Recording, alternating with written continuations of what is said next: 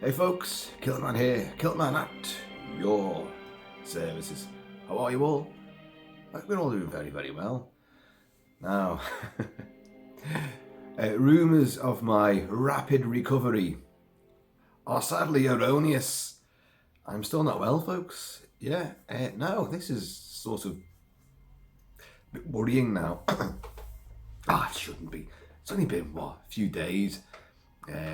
6 days now, I think it is, into my COVID journey, my coronavirus odyssey, and I've certainly not got it as bad as some people did, but it's bad, and it's continuous roller coaster of symptoms. Very strange. If you saw my last video, everyone seemed to think I'd made a massive, great recovery, and I had a great time. I actually felt great doing the video, so maybe now doing this video will be even more medicinal and therapeutic, hopefully.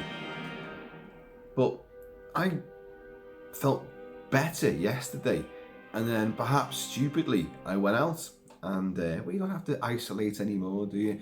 It's just another bug, just another virus, and I went to the pub, and anyway, there's a story about the pub. I'll get on to that. But then last night, and certainly this morning, I felt worse again. Oh dear. I suppose you can catch other things on top of a virus, can't you? You could concertina all these bugs inside you, squash them down. Room for another one. Come on now. Oh, how about double pneumonia? How about pleurisy? Come on. Tuberculosis, hop aboard.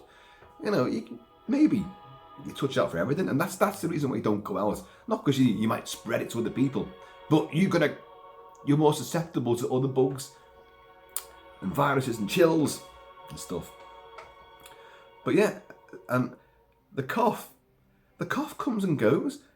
I've had periods where you cough all the time, and you reach the point where your eyes are on stalks, and then at the end of it you go because you coughed. I won't simulate it because it's going to bring it on probably. We don't want that. It'll happen anyway, but you cough, eyes are out there, and then at the end you go, because you haven't took a breath, for about 5 minutes it seems. It's scary, really scary. But, I've had coughs like this before. I've had bugs and viruses before, and so really is it any different from that? Just because you're told it's COVID, it could be life-threatening, and you got long COVID. Does that play on your mind or to a subconscious level, and then bleed into you, and then every little symptom becomes magnified, exaggerated? I don't know. The thing I've hated most of all is what it's done to my digestive system, and that's been pretty bad, and I don't understand that. And I think really after I no longer test positive, I will get that looked at. I've had issues with that anyway, intolerance or whatever. No one could quite fathom it out.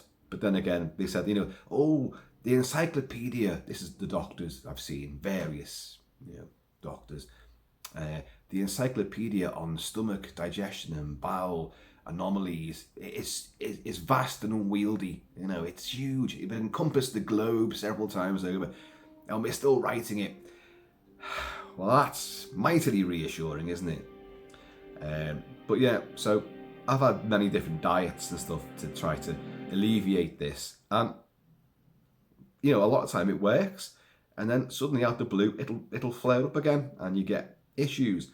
And certainly, I think when you're ill and when you feel down, if you've got an underlying thing as well, like that's it won't help it, will it? It won't cancel it out.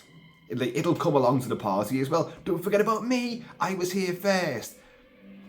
You love me, don't you? But so that seems to have come onto the fore as well. So I'm on this sort of thing where, do I eat or do I not eat?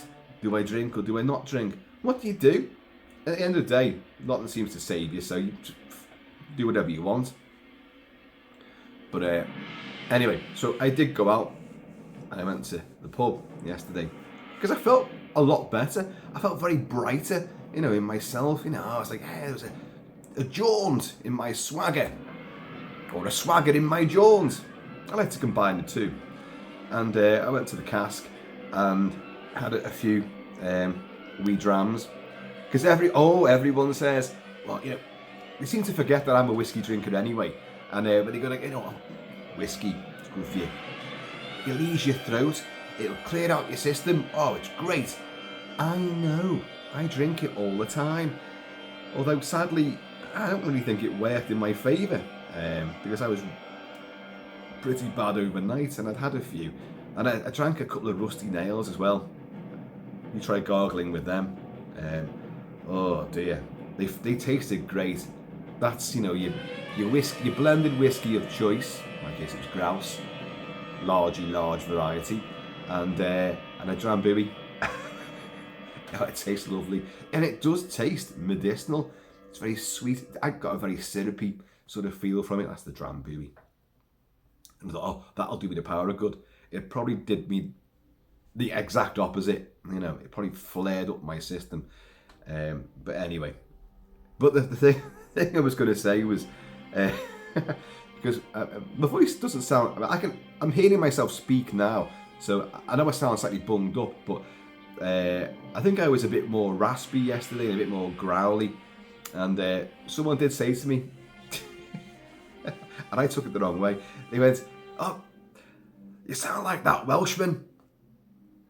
And you know what I thought? If you'd seen my previous video, the one just before this one, where it was a health update, and I gave a little, not so much review, but a warning not to watch Neil Marshall's The Lair, about all the British actors who are putting on really, really bad American accents. And it's so deplorable. And you've got a Cockney actor playing a Welshman in it, right? So I was doing this whole piss take on like all these accents and how inept they all were at doing it. And I thought this guy was like, you've seen my video, haven't you? Because some of them do. And I thought he was having a go at that. So I went, you mean The Lair and all that? Oh, God, yeah. He went, no, that one from Lord of the Rings. And I thought, what? From Lord of the Rings? What? Oh, Gimli.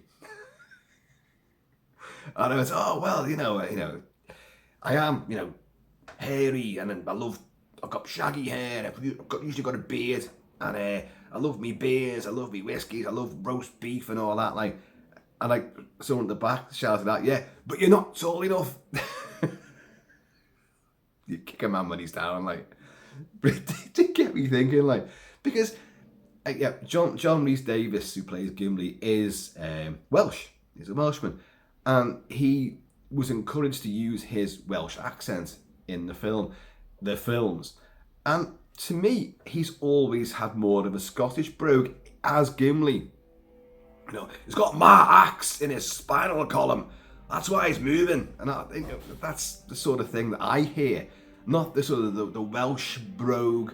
And but it did get me thinking, like, like what is it? I think I must have been rolling my R's a bit like a whiskey, and all that sort of thing. As he's going like, do you mind you Gimli trying to catch up with Aragorn and Legolas when they're pursuing the hobbits who've been kidnapped by the Uruk-hai, and he's like, breathe, that's the secret, breathe. He's trying to catch up with them, and I have a love of axes, of course. Here's some for the occasion, a little fan display of axes. But I thought, I must be rolling my R's a little bit, like, what is it like when you get to Moria? Oh, what does he say when you get in there? I'm playing the music as well. And, oh, God, what is it? Roaring fires, malt beer, red meat off the bone, and they call it a mine. A mine. So now, I'm a little hairy, horny, axe-wielding, Welsh-speaking, Scottish dwarf. And not whiskey at the moment, but I'll have a bud. So But yeah, folks, so all this inane waffle is, it's a remedy for me just to speak and to see myself in ever more deplorable sort of appearances. I mean, here's a catalogue of disasters. The last few videos I've looked shoddy beyond belief, haven't I? Some would say you've never looked at anything otherwise. But yeah, there's videos to come. I really, hopefully later on today, and if not today, then say tomorrow, barring any further health disasters, you will get that review of Hammer's excellent Dracula. Dracula has risen from the grave. There's a lot of R's in that, isn't it? Dracula has risen from the grave. And I'm not sure what accent that was. Neil Marshall, I'm available for any other role you want to put me up for. So if you've got the film, watch it. If you've got access to it, watch it. You can stream it, download it, do whatever you want with it. So we're all singing from the same bloodied hymn sheet. So that'll be coming. And then I was also thinking, like, because I've missed Halloween, haven't I? I've missed the boat on Halloween because of the leggy got me. Although, you know, Halloween could be any time we damn well want it. But I kind of have horror. Well, apart from Dracula, I was like, it feels like I'm raking over old wounds because I've missed the boat on it. So I thought, I want something bright and cheery, something we can have a laugh with. And so I thought about the Superman movies. Yeah, I know. I don't normally think about Superman at all, but I did this time, and it must be my delirium again. And but I mean the original 4 Superman movies: Superman the movie, Superman 2, Superman 3, and yeah, the 4th one, Quest for Peace. Yeah, but I thought I've talked about these films, especially Superman and Superman 2, a lot. But I don't think I've actually ever sat and reviewed them. But so don't expect sort of all the technical details and the really, comprehensive critique and all that and behind the scenes stuff. Let's just have fun with them. We know these films, we know them so well, and we love them. Well, and we tolerate some, and probably spit on other ones. But let's just have a laugh with them. The first one is a masterpiece. It's an unparalleled superhero origin story masterpiece. It has never been bettered. Superman 2 is awesome because you've got supervillains for him to go against, and it's great. And I don't want to talk about the Donner cut, the Richard Donner cut of it, because I like all of you. Oh, that'll be the best one. Of course, it's Richard Donner. That's what it should be. Oh yeah. Well, his preferred version. It's not a finished film. It's not complete, and it doesn't work. So no, I'm afraid the Donner cut is. But we'll talk about Superman 2. And then you've got Superman 3. Now, Superman 3, I realised I haven't seen that since that great big Blu-ray box set came out, which would be about 15 years ago. Something like that, anyway. So I haven't seen that for about 15 years. And I'm not a fan of it, but I'm sure we can have some fun with it. Quest for Peace, I haven't seen that for a hell of a long time either, for damn good reasons. But I do remember the film well, and I think we could have a good piss take with that. So, there's going to be a mini Superman season coming up as well. Let me know if you don't like the idea of that, because I could easily just go, fuck it then, not bothered. It's no super big deal to me. Cheers, you all. Hey, I've done well for almost 15 minutes now, and I haven't actually coughed for real. Maybe. Maybe I should just do a continuous stream, a live stream, just yakety yak, don't talk back, because it makes me I seem to feel better when I'm doing this. Once I shut this off and then I go and sit down again, I'm like, oh. And then suddenly it all comes out again, like, you start feeling congested. And like, I shrink in stature, my beard grows, and I start sharpening axes. Just don't tell the elf. But, yeah, I don't know. Much weirdness going on in the Kilted mansion at the moment. So, yeah, guys, I hope you're all faring well. Oh, I know what else I meant to say. Something else which was gleaned in the pub yesterday. someone further down the bar, Jill, who runs a sandwich shop just further down the road, always comes in when she closes the shop. And she often comes in with butties as well, but she hasn't sold. Her butties are lovely. And she comes in and they're free. They're on a tray, they're all wrapped up. When I'm there with the dog, Roxy the Wonder Dog, Roxy's very happy when Jill comes in. Auntie Jill. And Roxy's there. I love you, Jill. What have you got for me? But when I heard Jill, I was having my Gimli conversation. I was rolling my R's across the bar. And I heard her saying, like, Bob's still not well, you know. And he's got COVID.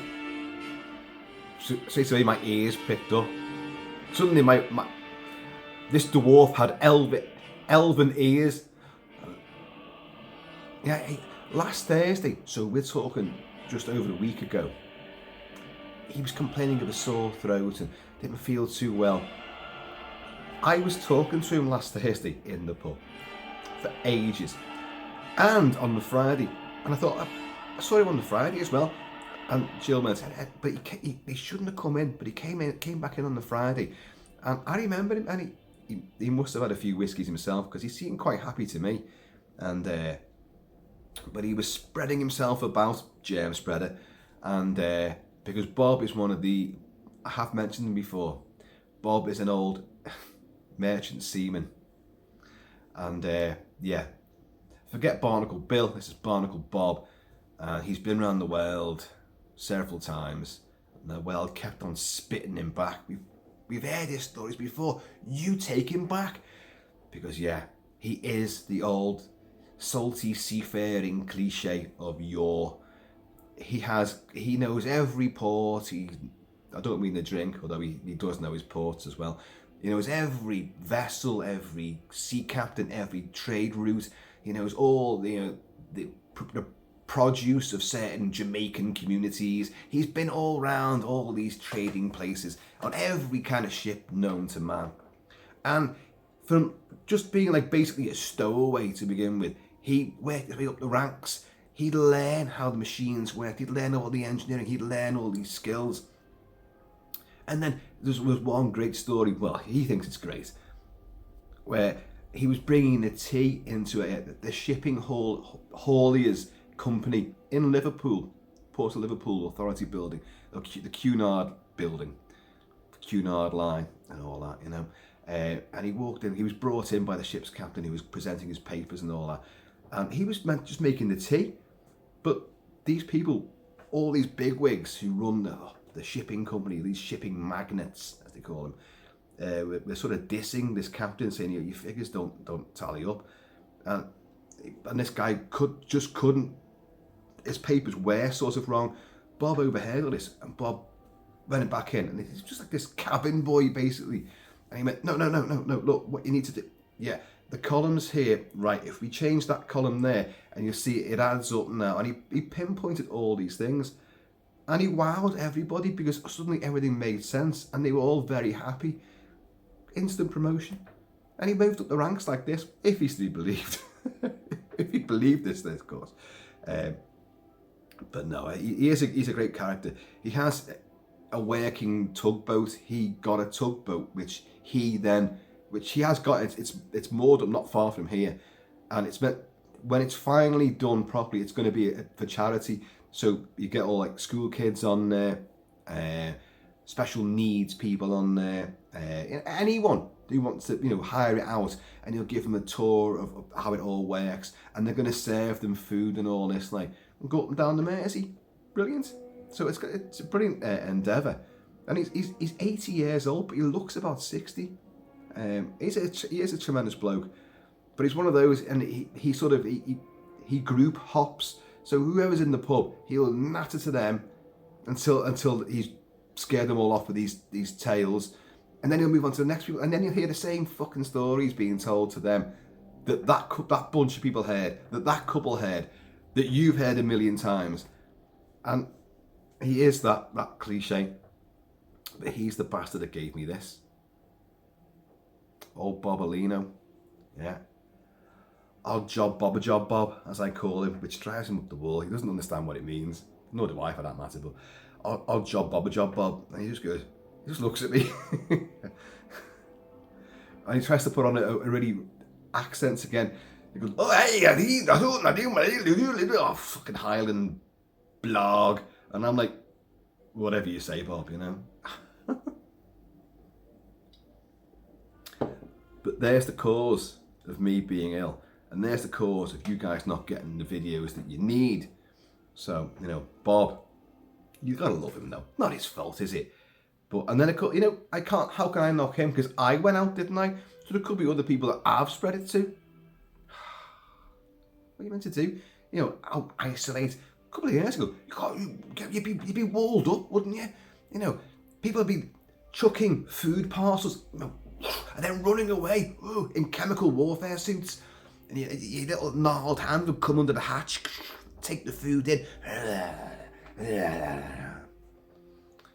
Suddenly I've gone from Gimli to Gollum. But no, it's just another bug. Just another bug. And this is the flu season as well. Yippee! Since my immunity system's completely depleted, that means, oh yeah, as I said before, I've opened the doors, everything's going to come in. Come on, it's a big germ party. A big mutation virus cocktail inside me. Folks, anyway. I will try to get Dracula has risen from the grave done today. And if not today, then send it tomorrow morning. Get it out of the way. And then we'll commence on Superman. If you think it's a bad idea, just say so, because I'm open to suggestions. I'm lagging behind, and all my enthusiasm for like the horror. I was going to do loads. I was going to dress up as Lon Chaney's Wolfman and go prowling around the graveyard and get Mrs. Kilt-Man to film me popping up behind tombstones and stuff. I was going to do that. I was more like that on the pillow. I'm dying. Just put a bullet there. Just there. There. You know. There, if you can. I will do it myself. God. But anyway, please be happy, be healthy, be yourselves, and I'm going to catch you all.